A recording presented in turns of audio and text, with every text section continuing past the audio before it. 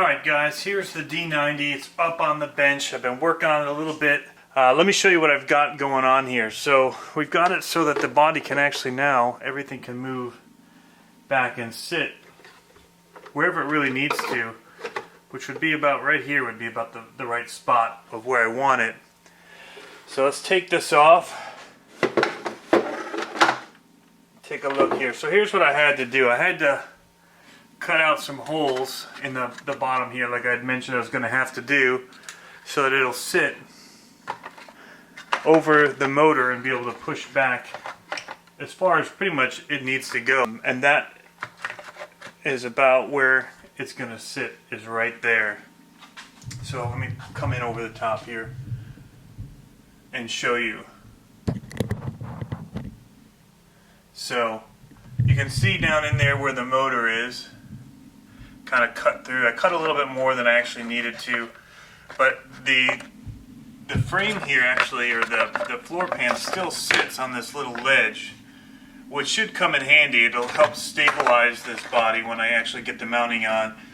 And then what I'm planning to do, I've got this axial battery tray, and so I'm actually looking to mount that right over the receiver box, because the battery can sit right up on here without any problems, and I can still get the body on.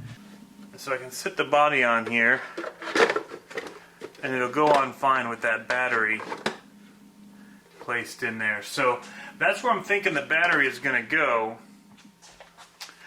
I'll have to figure out the wiring and if I'll need extensions or what's going to happen there.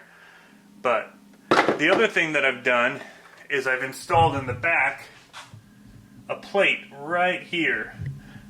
And so this is that piece of styrene that I cut, and I put a couple of holes into it so I can mount it on what was the existing battery tray. I've realized now that I'm actually, when I cut off the frame, I'll probably move this tray forward to, there's two other little screw holes here. So I'm going to have to shorten this, so I'll have to tap it again and paint it. The paint didn't come out super great anyway. It's kind of, I didn't wait it for the primer to dry, or it didn't bond very well, so it's kind of flaky looking, or crackle paint, like what used to be popular back in the day. But that's not what I wanted. So I probably should have just dipped it in Plastidip.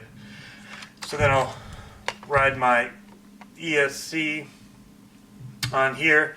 I'm going to unsolder these, redo the wires. I actually might not need to. Depends how the body's sitting on here. I definitely need to resolder the battery leads, because the battery is going to be in the front here, and I'm going to need a way to bring it around here to tie it in. And that's where I was thinking maybe I would get a longer lead that I could run, and I could have it tapped in right over here, put a little mount for it. So that's where it's at right now. So what I'm going to do is I'm going to work on cutting that off here on the back and trying to get the body moving. It's coming along nicely. I'm excited.